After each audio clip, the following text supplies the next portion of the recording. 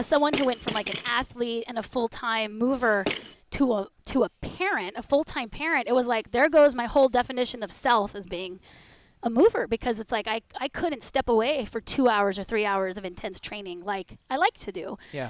And I didn't have any other context for anything else. So then when I got this 7-pound weight, I was like, big deal. I could lift heavy. I can run a marathon, whatever. But I couldn't carry my 7-pound without taking a break after 60 minutes. And I was like, well, there's a definition of strength. Like, I'm not even functional enough to carry this kid. And so then it's like the training program that doesn't end. Like, I can't, when the song's over, I can't put the weight down.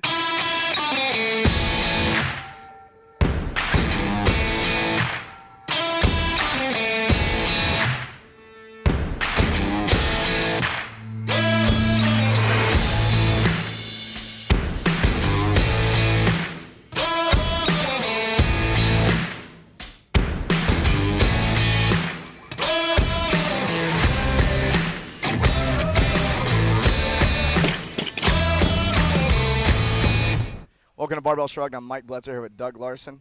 And we actually brought Alex Macklin back. Alex is back. Like, Return of the Mac. He's pretty cool. So we're here at Paleo FX in Austin, Texas. And we are going to be interviewing Katy Bowman today, biomechanist. And your books are amazing. Like, your perspective on how stimulus impacts the body and just the whole systems approach that you take is really, really impressive. And I think people are going to get a lot out of this. I think paradigm shifting would be For sure. the phrase that would fit here. Definitely made me think differently. It seems most people in our fitness strength conditioning world, you think biomechanics, I think like the biomechanics of snatching. What are the forces and joining is involved in doing one very, very, very specific movement? But from what I've heard from the content that I've seen in your book and from podcasts I've listened to, one perspective I really have enjoyed is how you see how loads affect the body just in everyday life. A couple cool examples that I remember from your book where you're talking about everyone's favorite examples, like if you wear boxer briefs versus you don't wear boxer brief, like how your balls hanging normal, or my balls, maybe not your balls, but like my balls, your balls hang normal all the time. Like how that affects the loads that are placed on them, and that affects your physiology. Right. Yeah. And there's muscles there, right? Should I be free balling right now? Who's to say should? It's just more like there are more muscles than the ones that you are working in the gym, and those muscles will go on to affect your health. And your cremaster, not the, what did you say? The cremage. The cremage. That's Totally cremaster in that. French. That's right. Yeah, like that's another one too that we can think about if we're interested in movement and health. But yeah, His a little free balls- ball cross training. You need to cross train your balls is essentially what I'm saying. So I should be mixing it up with a type You of should be mixing drawers it I'm up, wearing. and temperature too, right? Like Yeah. your They definitely cremaster get is temperature exposed. sensitive. Am I right? Wait, how are you Yeah. saying that? Your balls have a cream master muscle? The cream master. Cremaster 3000. This all makes sense now. Yeah. Yeah. Well, there's a mystery up until this moment. Yeah. Okay, so actually, like, dig into that a little bit. Like, how does that work? What's happening there if you're wearing boxer briefs versus not wearing boxer briefs? Well, the cremaster is releasing and tensing to move your balls in various environments.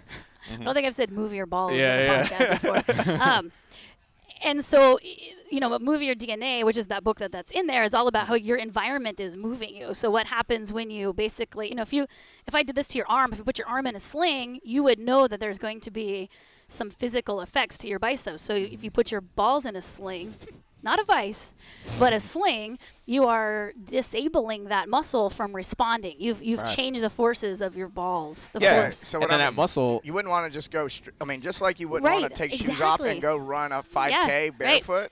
That's why I say don't go straight to free balling all the time. Right, and that's why when people say, should I be free balling, it's like, I recommend the transition approach to everything, whether they're talking about bras or balls or minimal shoes or feet or anything, to go from being mostly sedentary to like full on go for it. There's always that potential for injury, and there's lack of adaptation. You need lots of time. So I would say, transition. So if you're wearing briefs, you have sedentary balls.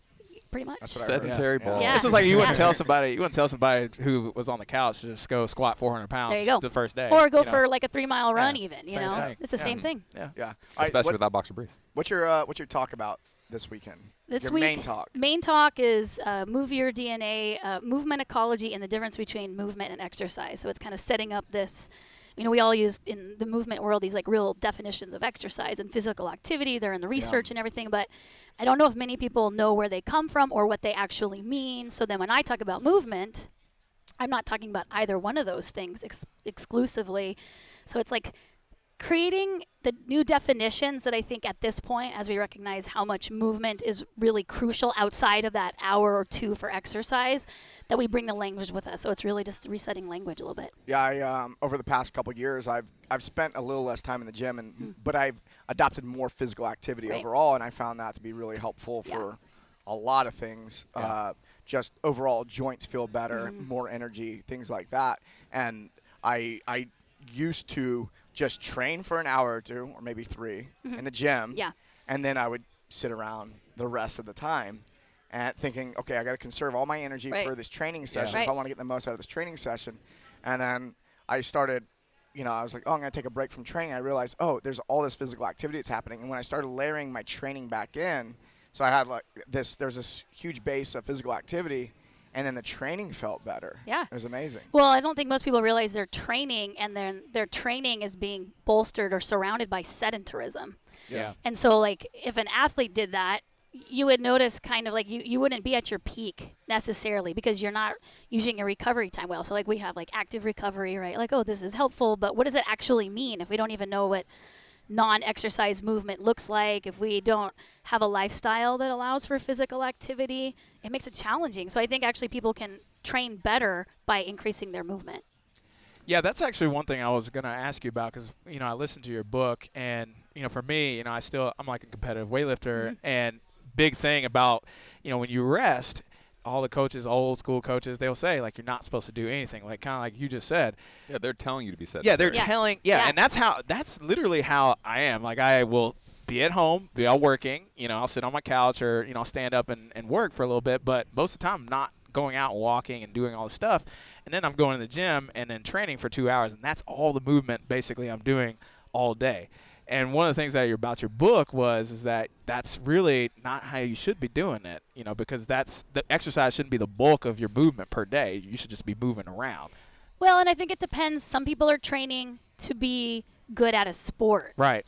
And what a sport requires is different than perhaps what health requires. So then some people some people say, like, I like this sport, but I'm actually doing it for my health. It's like, well, then you might want to look at the way that you're doing it. That's a good point. But how do you what's like the happy medium, like balancing, like, because for me, I want to also train long term. I want to I'm not just trying to do this for a little bit. I'm trying to do it for a long time. So what's kind of like a healthy balance between, I would definitely want to be competitive, I definitely want to utilize my recovery, but I also want to move better and live better?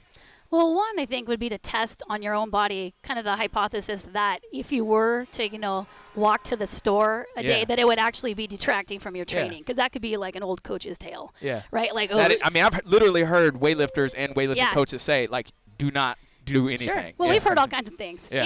So, that's true. That's true. So you can kind of play with liars. it. Yeah. All right. So you can go out and see if that's actually, coaching has had some evolution and understanding, and I would say that most people are better for the transition and the understanding of like technique, and movement science is very young. So sometimes when you're following like the brand new, the oldest tenets of it, and you're not kind of updating, you might want to expand a little bit. So well, the whole industry of coaching of physical movement is like maybe 30, 40 years, maybe 50. Right. You're depending talking about the sport. Yeah, and even there's some sports that have had it a long time, but exercise science, coaching, like we're infants in this whole understanding. And the other thing is to look at the sustainability of, you're already sore, like you're a young guy, if you're already sore from the thing that you're doing, if you're injured, then that would be a pretty good indication that you're not going to be able to do the sport longer term. So to just kind of go how, like you would, if someone came in and needed help training, you would go like, oh, you're doing too much of this. Like you understand that someone needs to cross train or might be doing something too much or not enough, or the form isn't great or whatever, that you could consider a form to your day. Yeah. That there's a form to the way you're moving throughout the day. And I'm not necessarily always saying ramp up your movement so that you are moving 600 minutes a day. It's more like you're not moving enough of you. So it's not only move more, it's move more of you. And a lot of times you could be almost sedentary in nature. Like you could be just at your computer, like because you're working or doing something else, but you could be sitting in a different position. You could be loading your body Yeah. differently. You're changing positions, and those aren't going to fatigue you because you are essentially moving 100% of the time. Right. It's just that your cells are kind of responding and adapting to the shape of your sedentarism more so than they're adapting to the shape of your sport. Yeah. So consider the bulk of your mechanical input, and a lot of times that's like sitting. Yeah. Like we're the ninjas of sitters. Like we're excellent sitters more so than anything else that we do. So if someone is going to be stuck on a laptop for 8 hours a day, and that's just one of the realities of Sure. their life, what would they do in that case? Are they standing for some of it, sitting for some of it, squatting for some of it, kneeling for some of it, half like laying on their side for some of it? Are they just supposed to just find different positions, just constantly rotate? Yeah, dynamic workstation. Like there was like standing workstation, and I would counter and say it's really a dynamic workstation that we're after. Certainly stand up, like you're transitioning.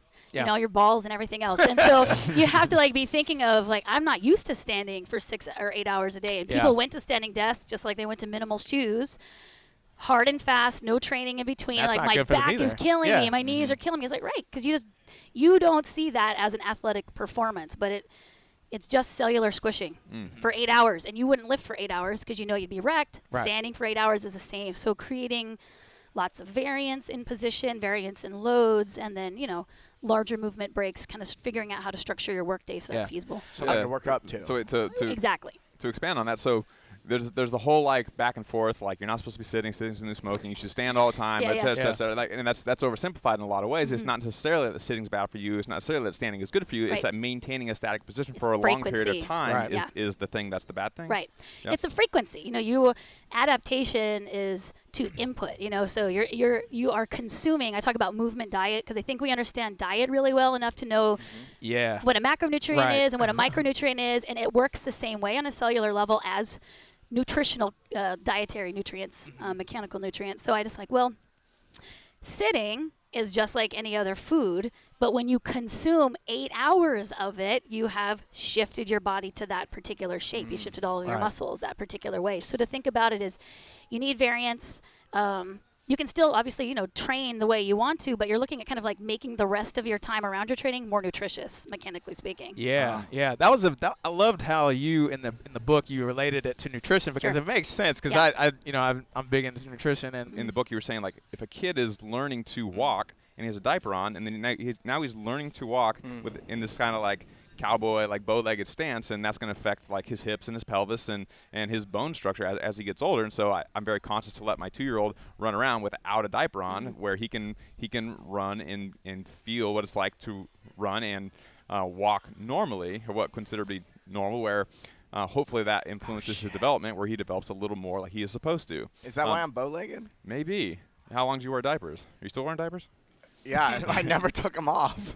So do you have any more cool examples like that of like little changes that people can make to where everyone take off their diapers? Check. Well, and that whole section is about this idea that, again, I started in fitness. Like I come from a kinesiology department and these like really specific ideas about what constitutes exercise, meaning the things that you adapt to. And if you've been in fitness for a while, you've seen the evolution of people added like core strength. We didn't have core strength in the 90s. Like that wasn't something that was really part of fitness. Am I older than everybody here? Is that what's happening right now? Okay. They're like, I don't have no idea what you're talking about. I'm not saying anything. Yeah. Okay. Nobody said anything.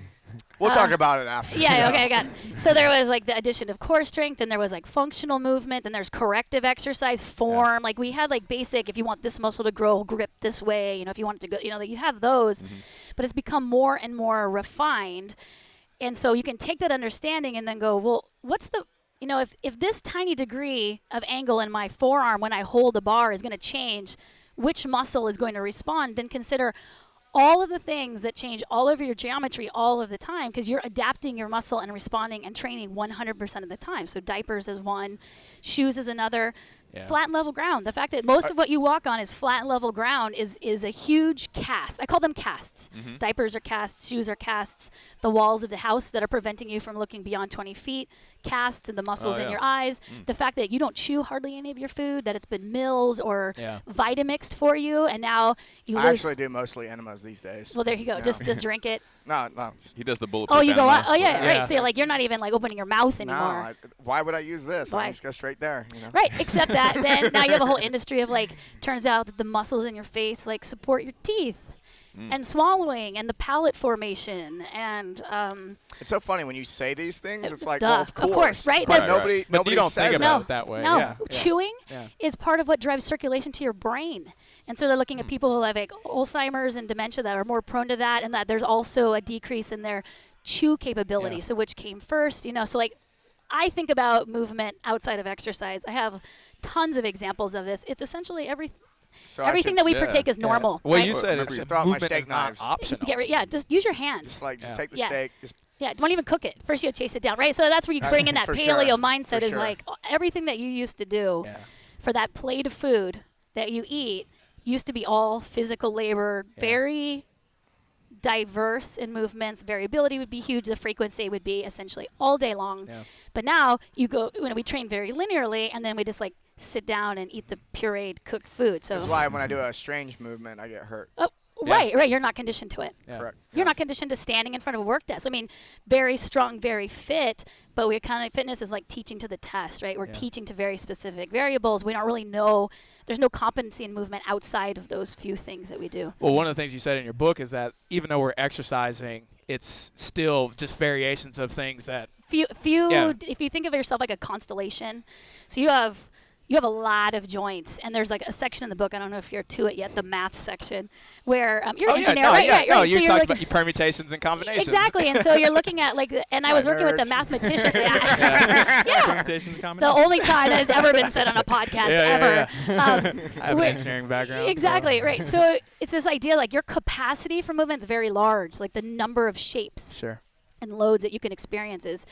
I was working with a mathematician. He's like, more than the matter that they perceive is in the universe right now. He's like, the number of movement that we've calculated in this model is blowing my mind because it's more than like what makes up the universe. Very robust. But if you look at, if you picked even like 20 training exercises, you're going to see they're almost all exactly the same. They seem big because we don't culturally, we have kind of blinders to all of the other movements that we can do. They seem very diverse, but they're very little. If you went out and just even trained on uneven ground, you would be like, well, crap, my hips, one hip's higher than the other. That's not good form. And it's like, well, who says? If you're hiking up there, if you needed to function outside of the gym, you actually need the ability to lift heavy things with all different knee and hip joints. Talk about can you go into like the concept of the load profile, like how your body experiences loads uniquely, like every load is unique. That's part of what I'm going to be talking about tomorrow, because I think it requires that definition of movement where we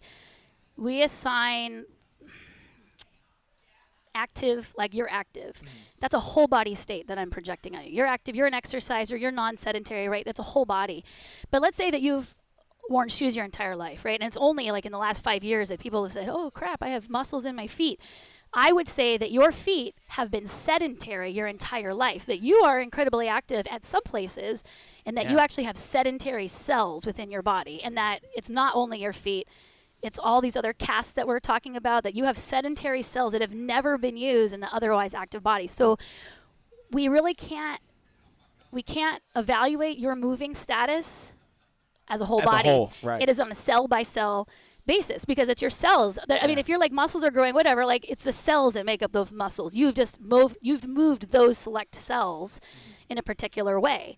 And so load profile would mean like if I give you 50 pounds to hold, we would say that the load is 50 pounds, right? Like that's the engineer's perspective.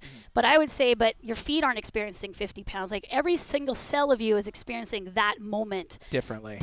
Yeah. And so you have a load profile. You could create a load profile for every single move, and then you could create like a load profile over time. So it's really, I use nutritious movement not as analogy, but literally, meaning you are inputting certain cells. You're inputting your cells 100% of the time, but not all cells are being inputted to equally. There are certainly some systemic effects of exercise. Like you think of, if I run, then there's going to be, we could tell that you're a runner compared to you non-running. There are whole body adaptations to that bout, but there are also local adaptations. And the local adaptations that we're training for are very small. Yeah. And so that's really kind of the issue. And then, the detriment of not moving your body equally is that you have some points that are just stiffer than others, weaker than others. And then just like if you have a muscle that's super, super strong next to a muscle that's super, super weak, you open yourself up to injury. Just like if you have tissues or cells that are super stiff or haven't been used or loaded, then you open yourself up to other problems. Well, and I think that's like you're strong. Like clearly you're strong. But is that a whole body state? Is that a whole body state? Right, and you're talking about like I'm fine unless I do something slightly different, and then you're going down. And so there's a trend. There are definite physical benefits to exercises versus non-exercisers, but not at the level that you would expect, right? Because we're like, I do all of this, that person does nothing. It's like, guess what? You're both getting a hip replacement. You both have coronary heart disease. Why? You thought that the exercise bout would be that much more protective. So the first level is, it wasn't as frequent as you thought. The difference between you and a couch potato is like 4% in terms of total movement. And so we're not moving well for health. Yeah. We're definitely moving well for fitness because we're teaching to the test, but we've set up which variables we think will correlate with better health, but they're not. But they're not correlating. Right. Yeah. And so that's my job. So we're typically talking about loads and forces in fitness as in respect to joints and muscles, et cetera. But you said a second ago when you're talking about chewing and how that produces blood flow to the brain, et cetera. How does like blood pressure or the forces on your organs affect your current state of health?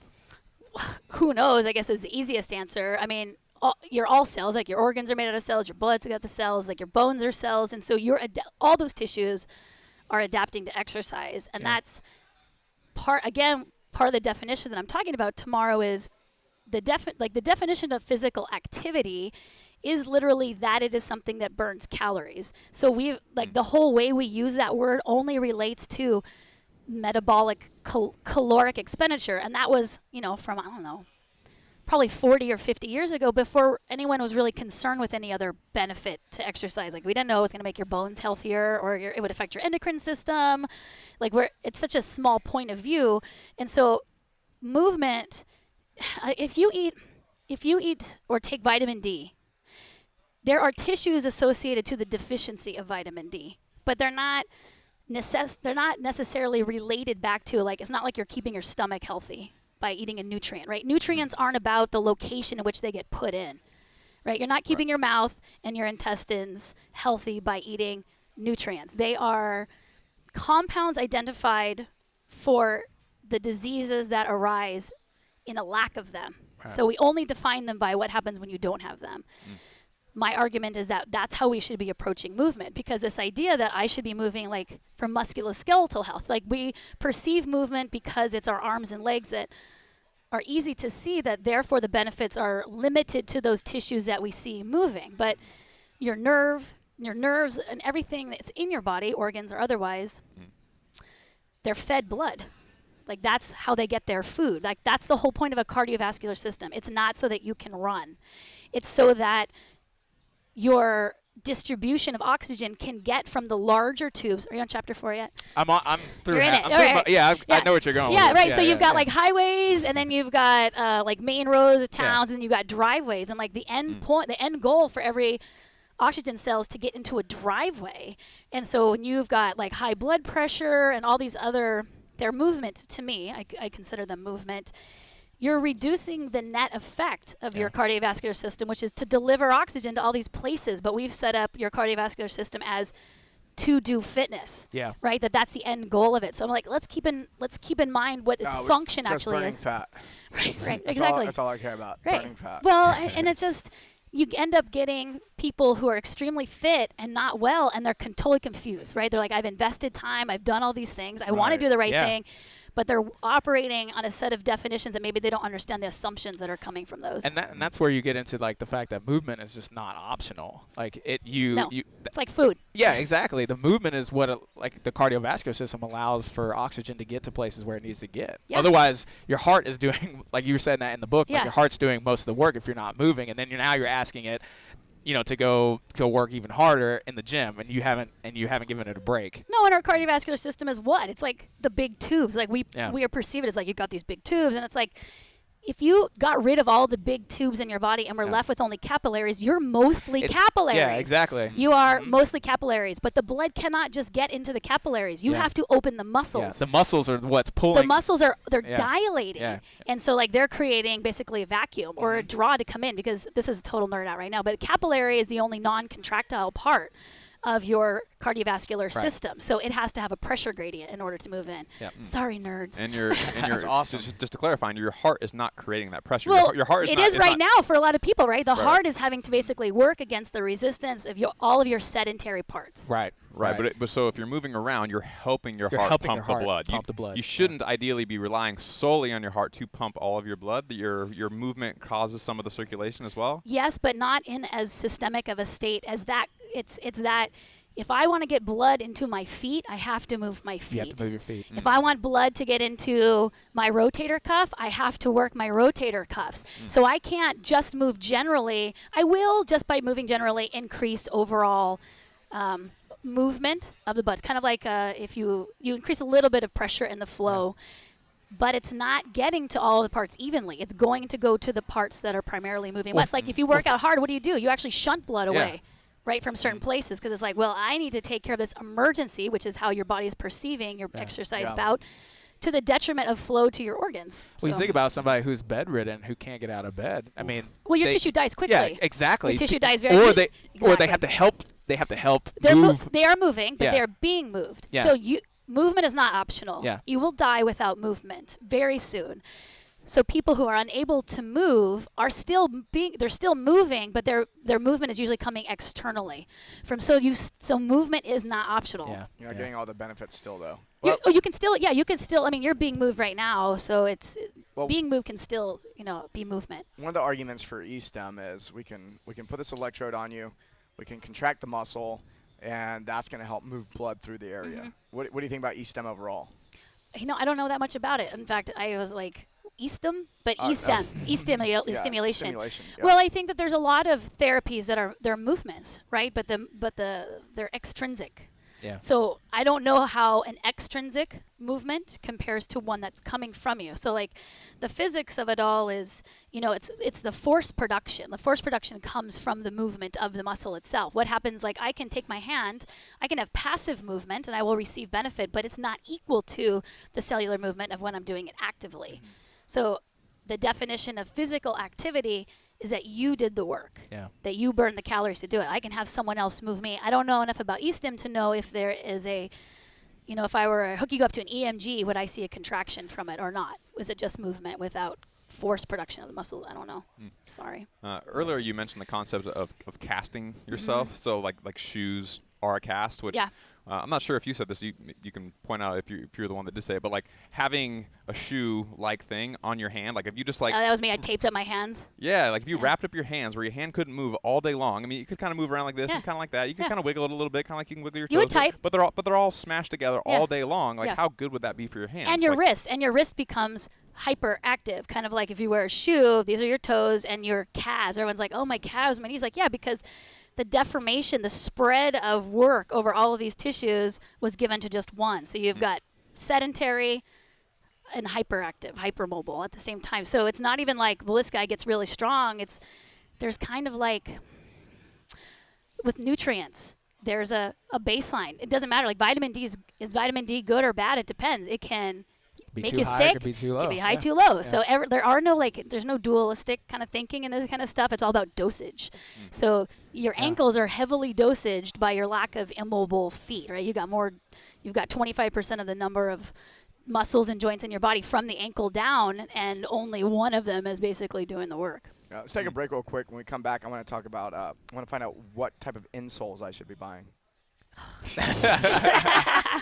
Hey everybody, Marcus Gurzy, co-host of the Barbell Business Podcast. If you're a gym owner who's looking to fix, build, or just take your gym from good to great, tune in every Tuesday to the Barbell Business Podcast. You can find us on iTunes and anywhere else you can download a podcast, or you can watch the video version on YouTube on the Barbell Shrugged channel. Tune in to find Doug, myself, and Mike Bledsoe talking about the latest tips and tricks to take your business to the next level. We'll see you Tuesday. All right, we're back with Katy Bowman. So I opened up a CrossFit gym in 2007, and have that background of people come in for 1 hour at a time and then train. Doug joined me in 2009, and that's kind of the world we came from. And one of the things that I actually recognized was when CrossFit came along, I was like, holy shit, look at this variety of movements. Yeah. And a decade later, I'm going, holy shit, we're doing the same thing all the time. It's like there's actually not that much variety. That it's like what's happening on the periphery appears different, but what's happening at the core is the same repetitive thing. And so it was really cool to hear you talking about just movement in general. And this is the realizations I've had over the last few years of like, this is a lot of repetition. Yeah. And only 1 hour a day. Right. So it's like there's like transition, right? Like fitness was like very linear, there's few things, and it's like, no, you have to have like a smorgasbord of exercises. So we understand diversity, but the limitation is the idea of exercise is what you need for your health versus movement, right? So we are spending billions of dollars trying to perfect the 1 hour a day that we move, rather than see what you actually have here by expanding your understanding and your practice of movement outside of the exercise and even the physical activity bubble is access to 24 hours a day of movement. If you can think outside of the exercise hour box, you will realize that when you're moving all the time, my biggest thing right now is that you could be cross-training in your sleep. You could be getting the movement that you need while you are sleeping. That right now you are where you take rest, the way that you take rest, it is in a cushioned, puffed, no pressure environment, repetitive. You have a repetitive sleeping environment, and then you pay Not someone. me. No. Where do you sleep? On the floor? All over the place. Nice. You can It upsets some you can people. take that. You can take that either way you want. Well, I'm going to go within the 8 hours outside of the 7 hours and 45 minutes that you have other ways to mix up how you take sleep. Yeah. So like you're getting pressure, right? We are devoid of pressure. So exercise is physical activity done specifically to reap the physical fitness benefits. It has an intention, it has a structure, it's repetitious. Physical activity includes exercise, but physical activity is anything that uses your musculoskeletal system to burn calories. And that can be chores, like you going, I'm going to walk to work or whatever. That's increasing your non-exercise physical activity. But both of those bubbles sit inside a movement bubble. So the non-exercise, non-physical activity bubble are all those places where you are perceived as being sedentary. So like sleeping is one of those, right? That you would say you're inactive, but yet you're still moving. You're still moving. Moving is simply the displacement of something. So if you push on your arm, right, you're going to see that it changes shape. So the way we take rest is in this. Like I said, it's decreased pressure.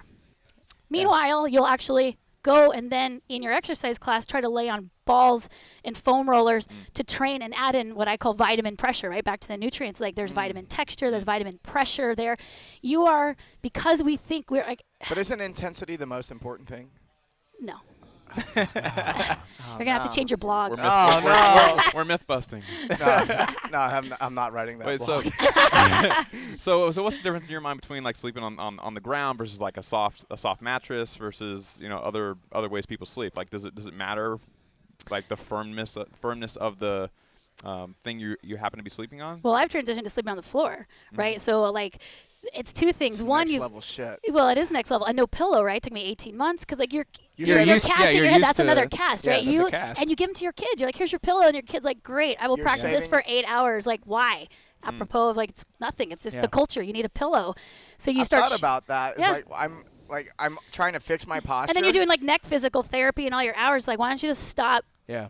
Yeah, I'm trying to fix Putting it my orthotic under your posture, head. and then I'm like, Yeah. I'm laying in bed. I noticed that my head is jutted forward, even though I'm trying to get. You practice that way more than any of your other exercises. So what? You're practicing head forward. Oh yeah. More. Yeah. Oh, I mean, yeah. like when you're sleeping, you're training for it. You're training. If I use how- the word alright. train instead of practice, you're training to have your head in front of you. The pillow seems like the thing that'd be like the lowest fruit. It is. It's the easiest place to start playing with a little bit. So, But again, you don't get rid of it. You don't get rid of it right That's away. what I was gonna No, ask. no, the Because if I cheapest pull my way- pillow, I'm just gonna be staring at my Yeah. ceiling Well, all and in night. your head as it goes back like this, and that's not good either.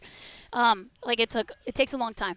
So it's small motion done for 8 hours a day. So you want to do it to like a very low degree. So what I recommended for people who can, like you take your pill, you just remove some stuffing from it. And then it just becomes this very adjustable bolster. It's like, okay, over the next 6 months, I'm just going to remove a little bit and it becomes lighter and lighter. Yeah. You wake up too sore, you need to add a little bit back and spend a little bit more time there. Proper Just like any progression. exercise. Just like any progression. Right Proper there. progression. Yeah, that's how it goes. It's the same thing. All your exercise training pertains to non-exercise movement. It's just that we don't do anything else in our culture except exercise for movement, so we don't have these conversations. Yeah, I was So, telling Doug yesterday, I've been working on 2 years getting my toes display. yeah, And living in Southern California helps a lot Yeah. because I can be barefoot more frequently. And I can even go to a restaurant and people accept me. But but it's been 2 years.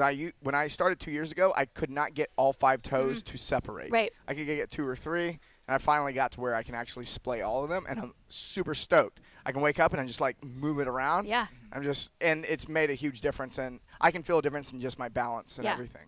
So, like your feet have been casted, there are Right. 100 other casts that you haven't even identified yet, that as you move them, when you wake up every day, you're like, oh, I didn't even know I was immobile. Kind of like if you Right. put regular shoes on now Yep. or things that don't allow you to move, you can perceive Totally. their limitation. You can't really perceive a limitation until you've removed the thing that was limiting you and experienced the movement, and then you can start feeling the edges. What's your favorite shoe? For got- like you these are got these? unshoes. I like Earth Runners. Earth Runners. Yeah, okay. these are these are You said unshoes? unshoes. Unshoes. Yeah, Yeah, so- I've been wanting to get something like this, like the Zero company. Zero Company, they're here too. Yep, I'm wearing Vivos. Yeah, which Vivos I are really good. Like. I like Vivos Yeah. too. It just depends on what you're doing, but like this is like it's warm, it's hot. Yeah. It's like Yeah, it's I'm the good. crazy person with the boots on.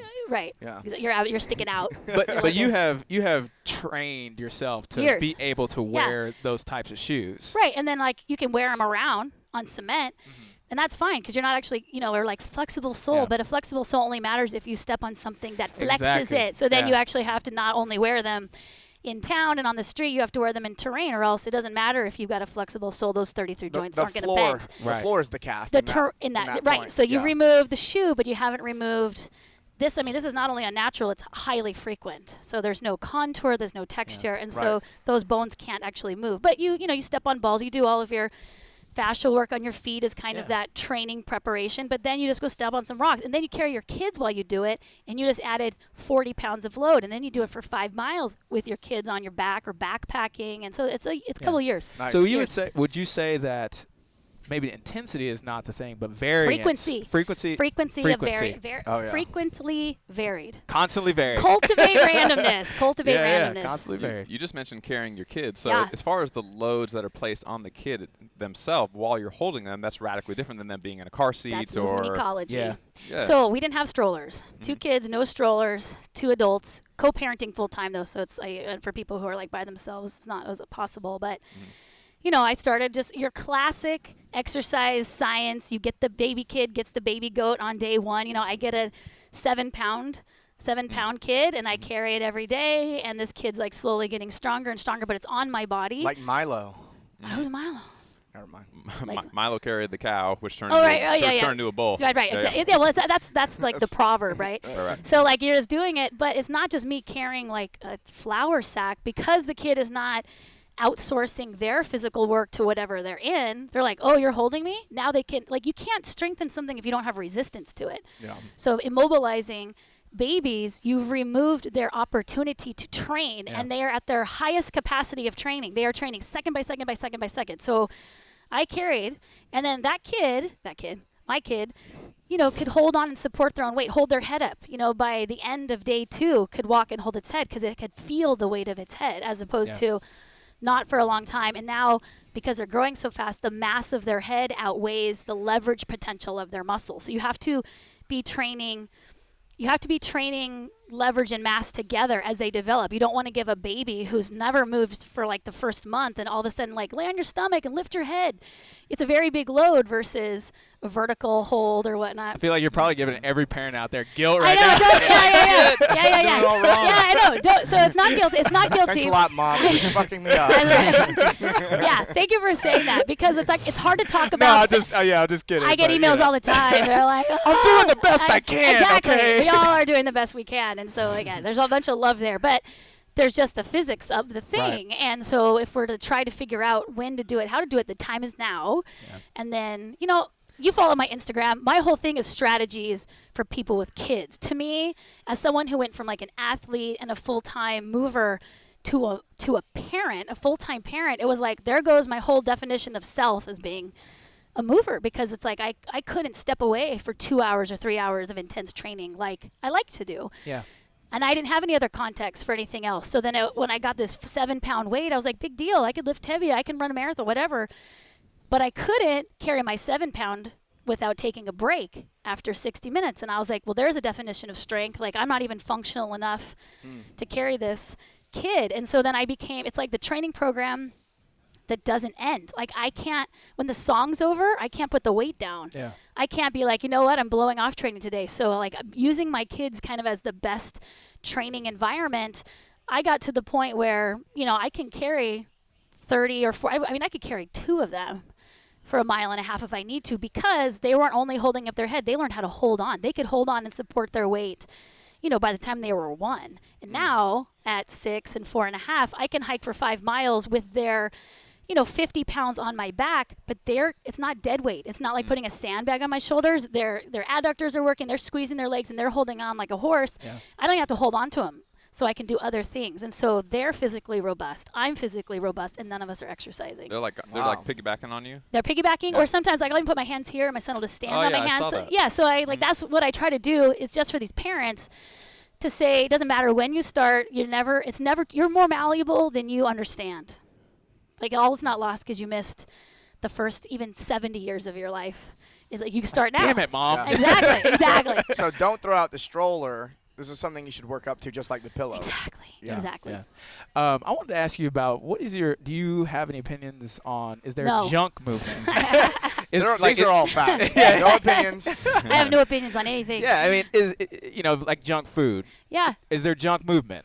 Well, what's junk food? Like, that's right, a good exactly. question. Exactly. Like, junk food, like, it serves ultimate purpose of, like, nutrients, right? That's the 500 years ago, don't starve thing. So that's junk food. But what we know, what junk food really is like, if you eat a lot of it, there's some part of your physiology that's not going to get what it needs, and you're going to have, it's again, a nutritional deficiency. Like, it's only what you don't get in junk food, I think, more so than what you get.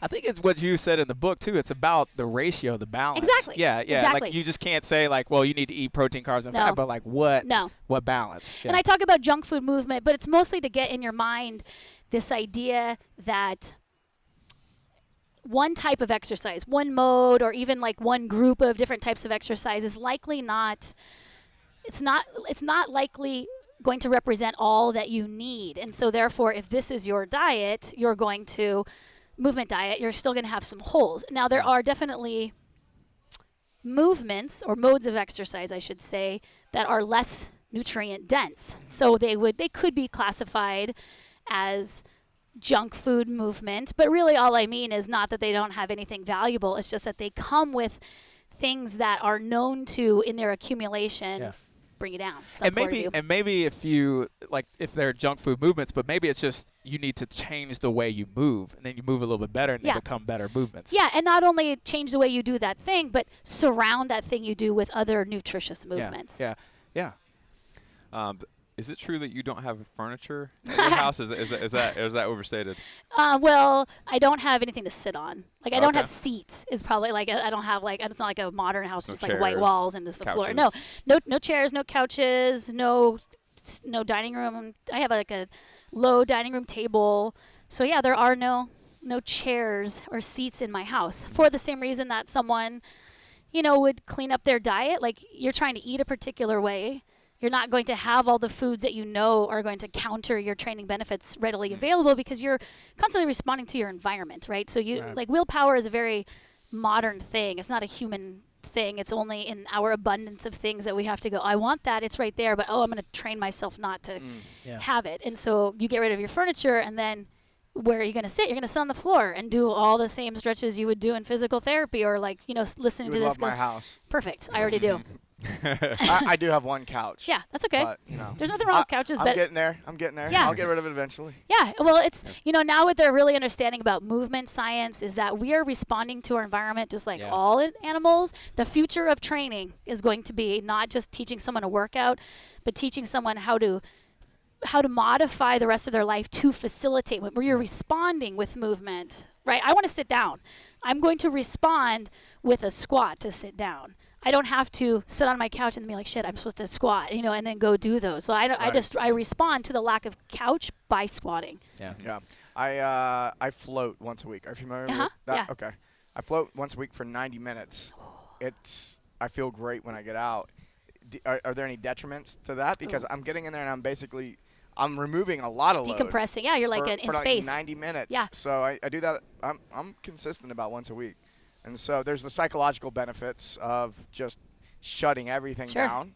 And then there's also the physical benefits. I do feel like my body decompresses. And I even noticed, like I floated the other night, I noticed I could feel tension from my hip to the ball of my foot. Yeah. And I go, that's interesting. Yeah. So I can study and notice things that I would not normally notice in that environment. But I also get out and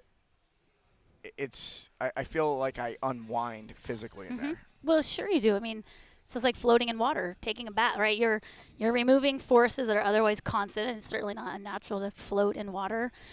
Nor is it unnatural to remove. I mean, this is hyperstimulus, right? Like to be like, it's so quiet. Is that like natural? I can hear myself. I was like, yeah, that's probably how people were all the time before there was all this stuff. It's good to get back to. Yeah. So you like the floating? I like the floating. Okay, I can keep doing it. But no more diapers. Oh, fuck. No more, no more boxer No more briefs. boxers. So I have to get out of the tank to go to the your bathroom. cremaster's I can't wear like, that's the one thing I wear in the float tank. Well, then it's wrong. Then you're doing it wrong. You can't wear your MeUndies anymore. Yeah. They make boxers. Oh, man. So I know we need some sort. What is the Nike Air equivalent to go from like briefs to box or something where you just like let down a little support at a time, like Maybe a little Speedo valve. or no, Speedo would not be No, that's it. going up. You need something to like slowly come down, I've got right? the solution. Maybe they just don't buy any new underwear, and over there time you go. they will wear out. Right. That's true. Right. Wear We call cotton those underwear. underwears quitters. Yeah. Cotton underwear. They'll They'll stretch creep out. over Yeah. time. That's right. So what does the day look like for your 6-year-old as far as how much movement they're getting versus how much they're like sitting like on an iPad or what have you? Like what for the parents out there that deal with that struggle on a daily basis, like how do you get your kids to move more? My answer is not going to be the same. I mean, like we've facilitated a very unique experience. So we don't have any electronics. I have my laptop. We have our phones, but we don't have none of us have an iPad. The kids don't have any electronics. They both go to nature school, right? So they're outside all weather year round. I live in Washington. So they don't really have exercise experience. Maybe they play soccer, Although we've cut the heels off their cleats, right? So we're facilitating a little. Well, that's something we were talking about just the other day. Is I grew up. Most of my running was in cleats. Right. And toes all and pushed my together. Toes all and you produce together. force there. So it's not even only frequency of position, it's the force that you create. When you're in those positions, those are adaptation makers. So when you have repetitive position and repetitive force, my husband's a soccer player, right? So your feet just get really stiff and really tight over time. So they play soccer, and that's fine. That's for the sport that they're doing. But we make sure that the sport that they're doing is happening in a very abundant non-exercise time, non-physical activity time context, right? So like their movement time is like they sleep on the floor with us, right? So they're getting all of that. They wear minimal shoes. They don't wear regular shoes. We walk a few miles a day. Like walking is the physical movement that I kind of feel like correlates to fat as a category of macronutrients, and that you need a lot of it. Like walking itself, I would consider to be a macronutrient. How many steps do you think people should be getting? 5 miles? Yeah, I would say if you could go 3 to 5 miles a day. Cool. 3 to 5 miles. And if you, again, transition, if you're like, I don't walk more than a mile, then great, then start with a mile. And then go to a mile and a quarter. You're just trying to add it in. It doesn't have to all be at once. It doesn't even have to be even in the a same day. time. Yeah. No, it's actually better, because right now what they're really finding with mechanotransduction, right, which is that process of cellular adaptation to loads, is that it's that you're breaking up. It's not so much the minutes or the steps, it's the distribution. Yeah. Distribution is another variable of load, frequency and distribution. Yeah, we didn't even really get into the whole mechanotransduction. No, we don't. Concept. I mean, people have enough to say right now. Like, yeah, because that to me was the most interesting part of well, your book. it's because you're engineer. Yeah. Well, it was like the movement affects gene expression. We're sitting there we think like we're prisoners of our genetics. Right. Like it's my bad genetics, but your genes are expressed because a lot of things, external environment. Yeah, movements. Movement's one of those factors. Yeah. Kind of cool. Yeah, it is pretty cool. It is. Well, the reason I think it's cool is because, again, we are we could be preventing disease. We are unprecedentedly sedentary. Yeah. Like, we're all still eating. We're all kind of eating around the same number of calories. Certainly, the nutrient profile has changed. But as far as movement goes, no one on the planet has ever moved in all of the time as little as this one group of people is right now. Like, we've done it. True. Yes. We're winning. Right. And it's funny. It's just we think we're making our lives better by not moving around because things get more convenient for us, but we're probably making it worse. So Movement Matters, which was my book after Move Your DNA, was really this idea of convenience, which is convenience. We perceive it or define it as saves time. It actually saves movement. Convenience are saving us motions that we then have to go, well, where am I supposed to fit 5 more hours of motion? So it didn't really actually save you time at all. Which is a natural thing, I think, for Totally. humans because Totally. we still are in that caveman stage where we like got to conserve energy, don't know where our next meal is going to come. But food is abundant. Right. We don't have that problem generally. But the environment, that puts us back to, it's the environment that needs alteration as much as our behavior within it, right? We're trying to get everyone to behave different environment. Just change your environment. Yeah. Yeah, so It's easy. we seek comfort. Right? Totally. And so, I mean, the way I look at it is we've, over the last couple of, what are those called? Millenniums. Millennia, we've used the mind to seek comfort. So anytime we go, oh, we can make this process easier. So I can think my way to a point where I make my life have less movement and less difficult. And I think there's a lot of value in that. And it sounds like we may have crossed the line, we may have gone too far. Too far. Yeah, and it's interesting, because I would say conserves energy as the goal. I don't know if if we actually are more comfortable, because I find that the angst within us is very high without any outlet, right? You have angst to fuel need or desire so that you don't have any more movement. So now the angst just comes out like on Facebook. You know what I mean? It has to be internal. Well, if you're not getting the external. Or you're like, my life sucks. Like, we have constant ruminations about all these things that we have discontent about. So I would argue, like, are you actually any more comfortable? I know you're more lethargic and sedentary and working less, but do you actually feel comfortable doing that? Because I would say that there's a constant mind space of going, I should be doing something different than what I'm doing right now. Yeah. Well, I think having that mindset and at least having that mindfulness that you should be doing something different is a big thing, because that's what I got from really reading your book and listening to your book, is that now I'm more mindful, like, oh, I should just walk here, or I should just take the stairs. And can instead of should. It's like an opportunity. You can be doing something different than what you're doing right now. Should is arguable. We'll have you listen to Tony Robbins. Try not to shit all over yourself. Shit all over yourself. Yeah. Well, no, I am actually, like, I'm being more intentional about. Intentional is the word. You're like, I didn't even realize I was choosing to not move until you realize that, like, that's what you're choosing. You made me to do. feel so bad, because I listened to that book, and she was like, you should be walking while you listen to this book. I'm like, I'm sitting on my couch. Why aren't you walking? Or I'm sitting in this plane. Did you not do the vocabulary? I did do the vocabulary. You just projected on me. I didn't make you feel anything. My bad, my bad. So, I believe I said you can walk and listen to this book. So earlier you were saying that movement as a whole, the industry behind that, so speaking, the thought process, the philosophies behind it are maybe 500 years older than in the way that we think about them. They're way behind the way that we think about nutrition and some other industries. Where do you think we're going with it now? Like, what's the next phase that, like, the general population needs to adopt? And then what, for people that are kind of leading the industry, like, what are the things that you see that kind of like on the horizon that are coming next? Well, that's what the sitting as the new smoking thing really was, is, there was this big idea that you needed to get, like, there's government minimums for movement, and then there's certainly personal trainers, like, you need to be doing these categories, right? You need to get stretching and flexibility and cardio, like, which is, again, just like macronutrients, right? We're oversimplifying things. Yeah, well, I mean, it's just the way that it is. Yeah. So we had this phase of, like, you need to get your exercise, because people are not exercising. We're in a particular culture. You are talking to people who already naturally come to exercise, but the vast majority, certainly of North Americans, are not exercising. So then we had the sitting as the new smoking thing, which is like, hey, it turns out even if you exercise, if you sit the rest of the time, that's not getting you as far out of the health category as we thought, right? So now they moved to physical activity, which was like 10,000 steps, right? That's not within a workout confine, So I see that the next step will be understanding all of the what I call non-exercise movement, the capacity for that, and to figure out. I was trying to go back and do guidelines they look at the HOSDA. We were talking earlier about like new studies that show different things, and they're trying to figure out like what exactly are the minimums for movement, and they found that maybe it's 15,000 steps or 7 upright hours, meaning like they're trying to take it out of did you do these exercises to look at how you move throughout the course of the day. So I don't know if like getting rid of your furniture and wearing boxers is ever going to be mainstream recommendations, but with mechanotransduction, which is this idea that you are responding to your mechanical environment all the time, I'm starting to see little inklings coming from evolutionary biology, which is like we need to consider the environment that someone is operating in. So maybe it's going to be more like non-exercise guidelines. Like, do we have that many non-exercise guidelines for what people need for their health? Not really. No. 10,000 steps, I mean, that was basically a marketing campaign for a pedometer. There's not like a backing to that. Those bastards. Yeah.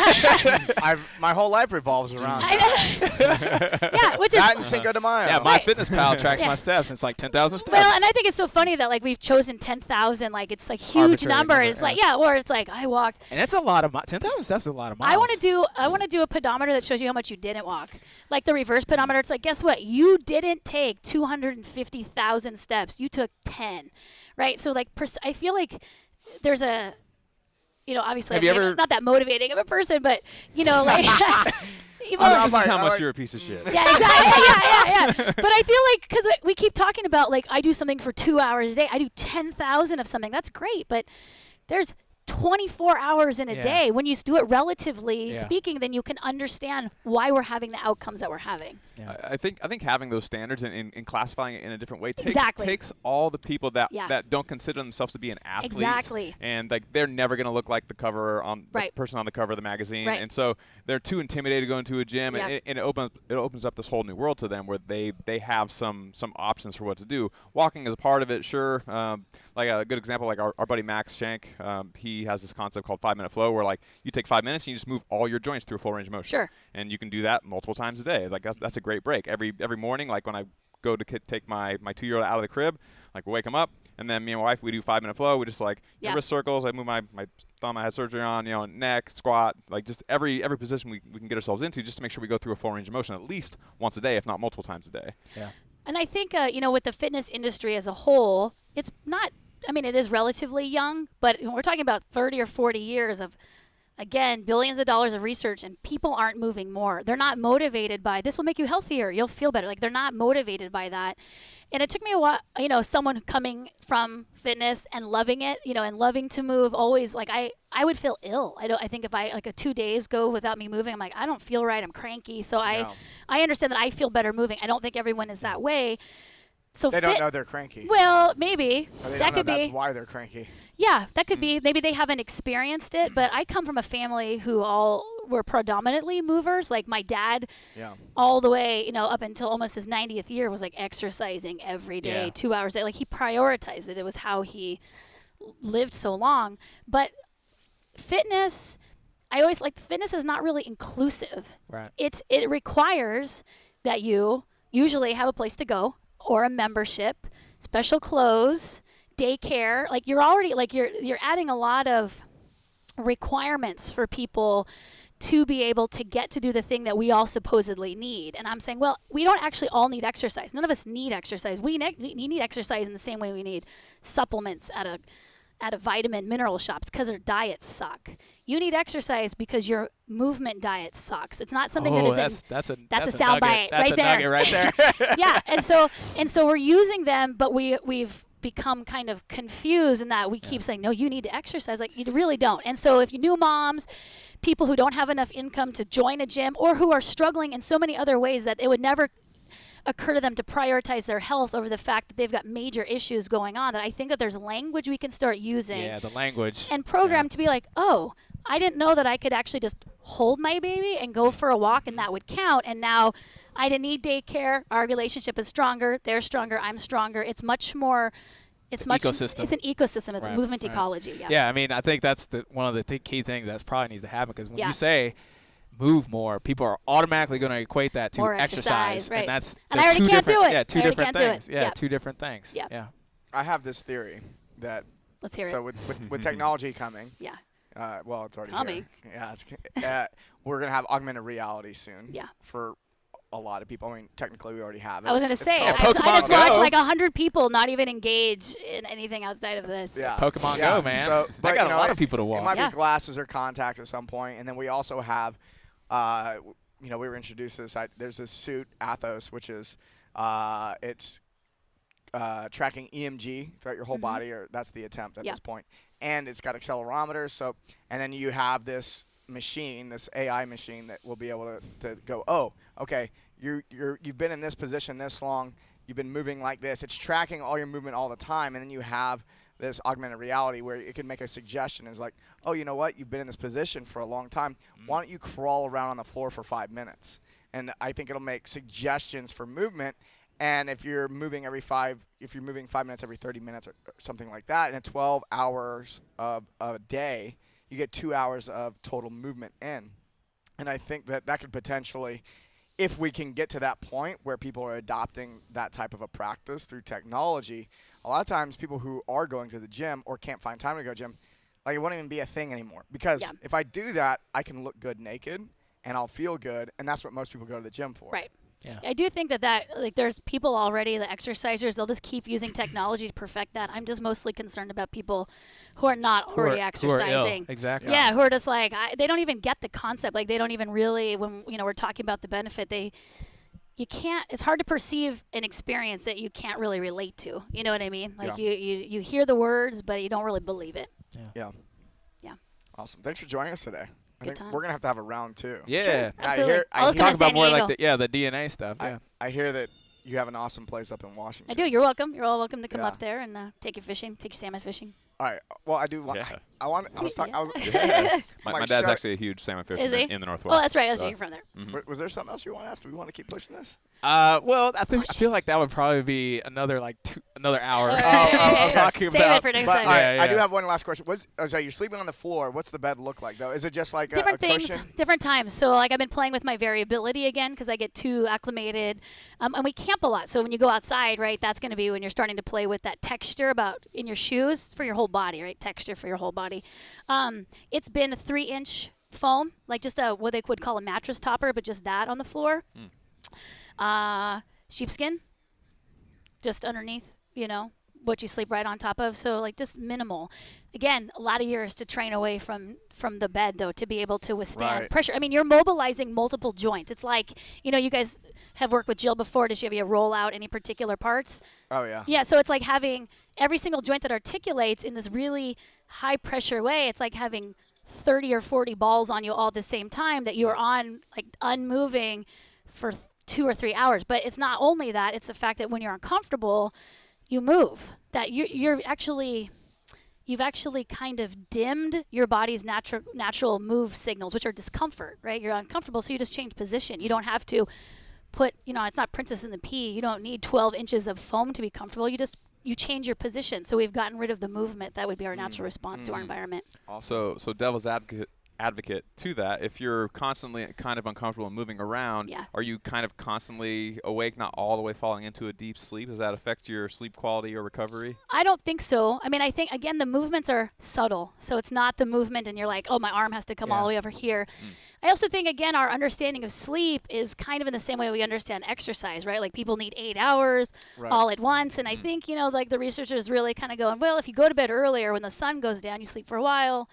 You wake up for a while and you're up, and then you go back to sleep for a little bit, and then maybe you take a nap. There's different phases. It's Yeah. distribution. Yeah. It's different distribution, and frequency is probably different than the way you're like it's supposed to be 8 hours all at once, or like 6 hours for most people. Right. And plus, too, like you said earlier in the show, you've progressed Totally. to this. Like, you can't just jump from squatting 0 pounds to 400 pounds the next day. Yeah, and I think that kind of like, holy shit, like, I'm sore, I have to change positions. If you're you train really yeah. hard, you know how you wake up when you've trained and you know that something's really sore, and then you have to you actually wake up, consciously shift, and then like put yourself to bed. It's not that. It's more like really gentle. You're just removing pressure. So to get pressure off one spot, I might just have to turn my pelvis 3 degrees, and I'm going to decrease the pressure. So once more parts of you move, it takes less gross movement to change the pressures and loads within your body. When you're stiff, everything has to go kind of at once. My wife's going to be so excited. I'm going to come home and throw out the bed.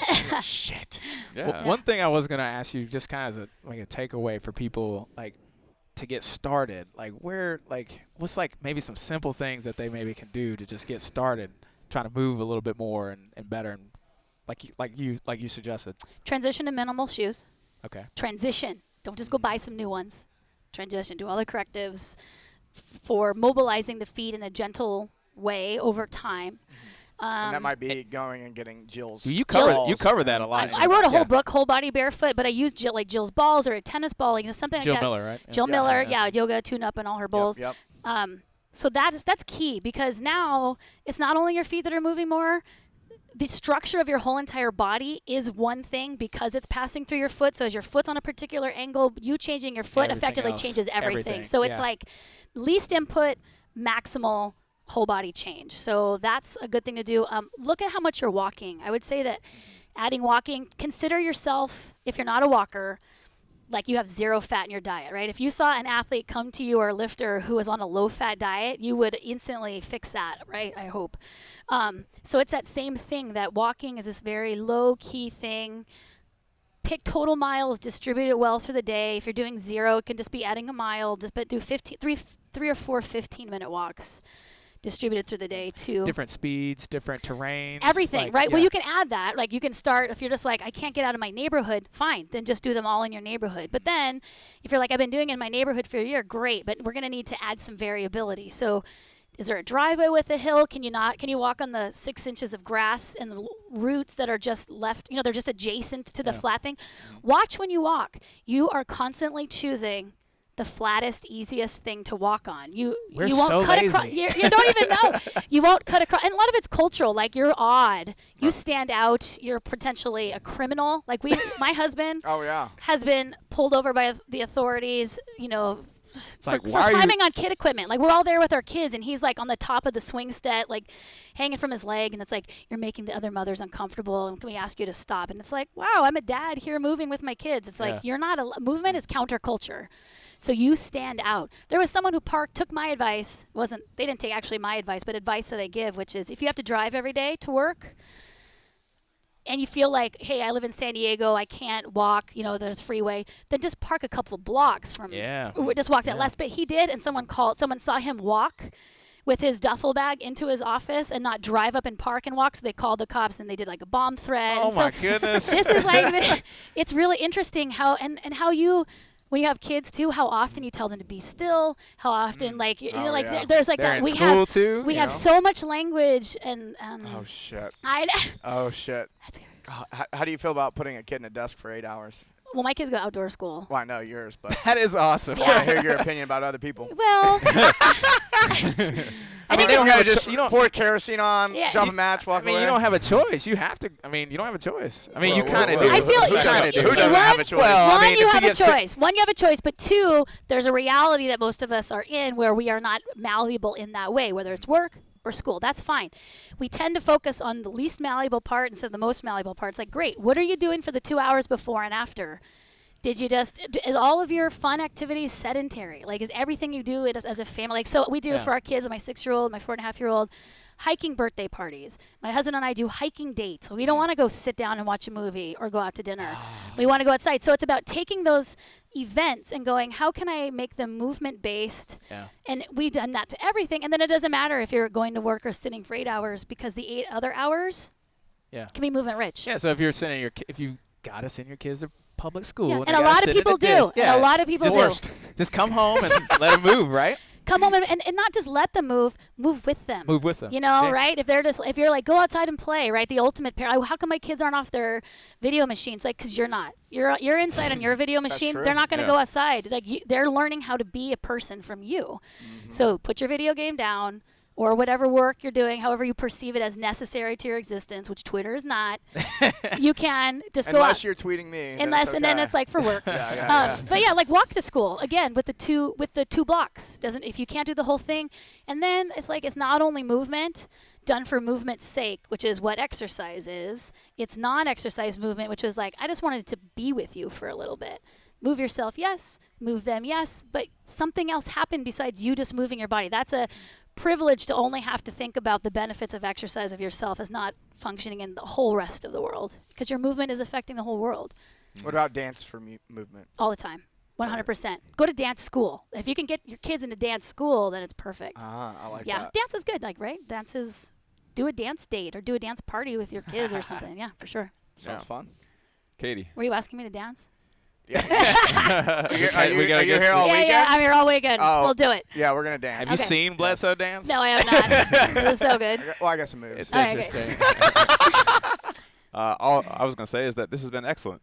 Thank you very much for coming on the Thanks show. for This is having awesome. me. Really, really Appreciate it. fun. Yeah. Yeah. Where Likewise. can people find more about you? Nutritious movement. Nutritious movement is the portal to like everything, whether it's social. If you like to follow social media, if you like visual, Instagram is. I don't post anything that's not really a solution. It's like, here's how I'm executing this idea that I talk about over here. It's like the practical. Oh, cool. And then all the books, you can see what books or videos or podcasts, they're all there. Definitely read or listen to Move Your DNA. Yeah. That's definitely It's a crowd great one. favorite. Yeah, it's a great one. Yeah, it's a great book. You said you had multiple books. I have 8 books. 8 books. What Can I are go they through real 'em? quick? Sure. Simple Steps to Foot Pain Relief, Whole Body Barefoot, Dynamic Aging, which is this, but for people like over 60. It's like, I feel like I can't, like, movement's done. It's like, no, here you go, 60, and it's written by Probably people. one of the most important. It is, and it's written with women who all wow. started with me in their late 60s and early 70s, who 10 years later are barefoot hiking national parks and climbing trees, and they're like, I came and I needed a knee replacement and organ prolapse surgery, and we did none of it. We did this, and here we are. So Wow. I try to tailor like to different groups. Diastasis recti, which is a split of the abdomen, so it's written for kind of people pre or postnatal, or if men are having hernias or whatever, that content is there. Move Your DNA. Got so many books. Don't you just can't sit there for the office worker who's like, Oh. how do I apply Move Your DNA to the office? Don't just sit there. Whole book on that. And Movement Matters, which is, again, how it ties into the rest of the world. Like, how does your movement work in a family, in a community? When you outsource movement, who is actually moving on your behalf? Other people on this planet are doing physical labor. Like, the moves that we would consider highly varied and as ancestral, like crawling and digging. It's like there's people on the planet right now doing it kind of against their will for the things that we use all the time. So that's what Movement Matters is about. So it's like, start Wow. small. I can dig. Yeah.